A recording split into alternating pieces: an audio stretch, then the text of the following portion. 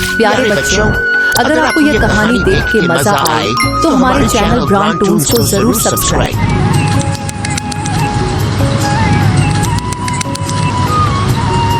श्याम और अंकित बचपन के घनिष्ठ मित्र थे।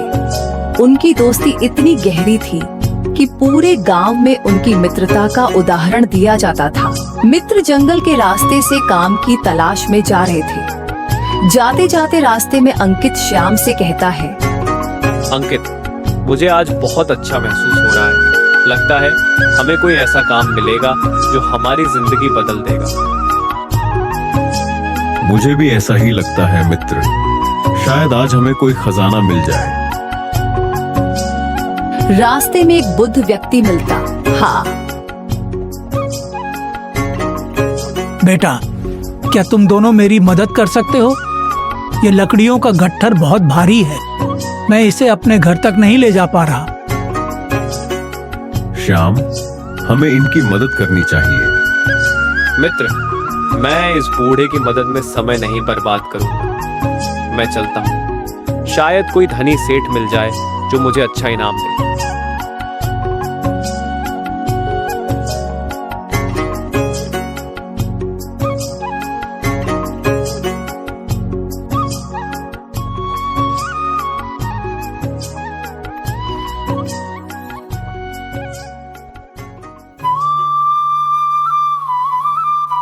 बाबा, आपका घर आ गया। अब मैं चलता हूँ। बेटा, मेरे पास तुम्हें देने के लिए धन नहीं है, लेकिन ये कागज का टुकड़ा ले लो। इसे आशीर्वाद समझकर रख लो।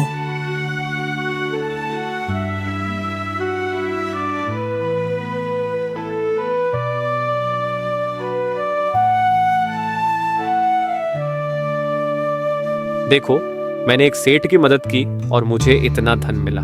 तुमने उस बूढ़े की मदद करके क्या पाया? अरे, ये तो रद्दी का टुकड़ा लगता है। अरे, ये तो खजाने का नक्शा है। चलो इसे खोजते हैं।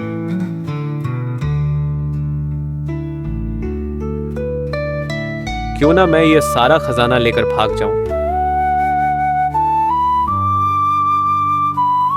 ये क्या हो गया? मित्र, मैं तुम्हारे हिस्से का खजाना तुम्हारे घर ले जा रहा था, लेकिन ये पत्थर बन गया। तुमने अपने सच्चे मित्र को धोखा देने की कोशिश की, इसलिए खजाना पत्थर बन गया। मित्र, मुझसे बहुत बड़ी गलती हो गई। मुझे माफ कर दो। तुम्हें अपनी गलती का एहसास हुआ, यही काफी है। चलो, हम घर चलते हैं।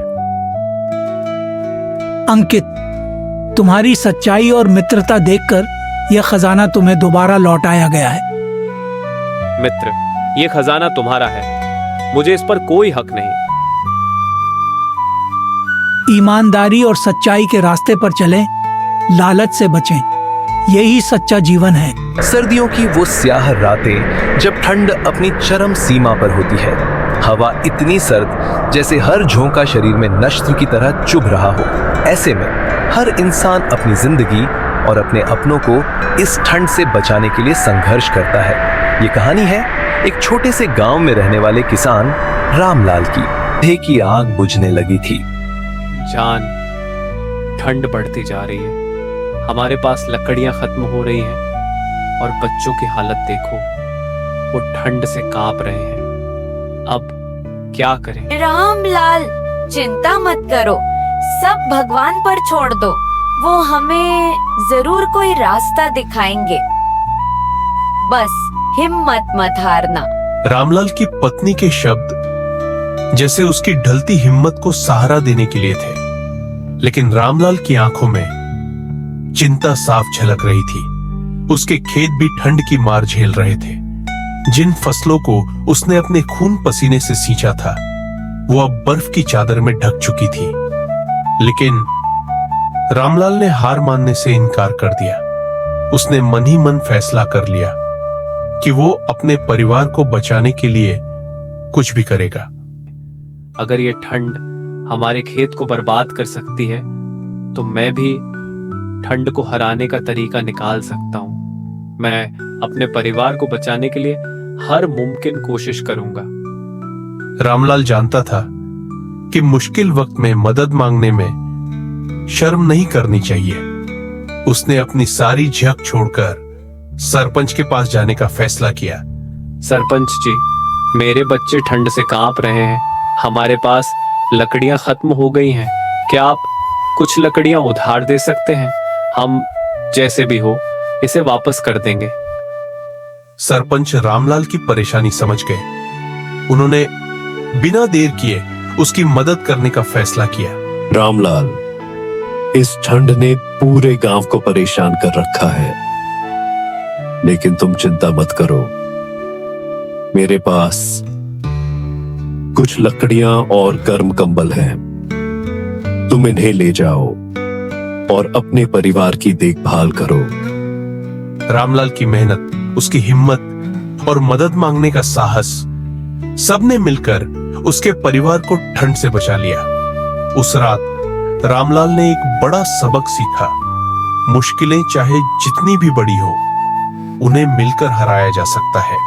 रामलाल, तुम्हारी हिम्मत और मेहनत ने हमें सिखाया कि चाहे हालात कितने भी कठिन क्यों ना हो, अगर हम कोशिश करें तो सब कुछ ठीक हो सकता है। रामलाल, तुम्हारी हिम्मत और मेहनत ने हमें सिखाया कि चाहे हालात कितने भी कठिन क्यों ना हो, अगर हम कोशिश करें तो सब कुछ ठीक हो सकता है। हाँ जाना, अगर हमें कभी किसी की मदद चाहिए तो बिना झिझक मदद मांगनी चाहिए और जरूरतमंद की मदद करने का मौका भी नहीं छोड़ना चाहिए। रामलाल और उसके परिवार ने ठंड से लड़ने के लिए एकजुटता, हिम्मत और मदद का सहारा लिया। इस कहानी से हमें यह सीखने को मिलता है कि जिंदगी में मुश्किलें जरूर आएंगी, लेकिन अगर हम एक दूसरे का साथ दें तो हर तूफान को हराया जा सकता है। प्यारे बच्चों, अगर आपको यह कहानी देख के मजा आए तो हमारे चैनल ब्रॉड टून्स को जरूर सब्सक्राइब। और अगर आपको यह कहानी पसंद आई हो तो हमारे चैनल को सब्सक्राइब करें, वीडियो को लाइक करें और अपनी राय कमेंट में जरूर बताएं। धन्यवाद। तो दोस्तों, यह थी कहानी ठंड से परेशान किसान और उसका परिवार। अगर आपको यह कहानी पसंद आई हो और आपने इससे कुछ सीखा हो तो इसे जरूर दूसरों के साथ साझा करें और हमें बताएं कि आपको यह कहानी कैसी लगी। प्यारे बच्चों, अगर आपको यह कहानी देख मजा आए तो हमारे चैनल BHRM टून्स को सब्सक्राइब कर दिया।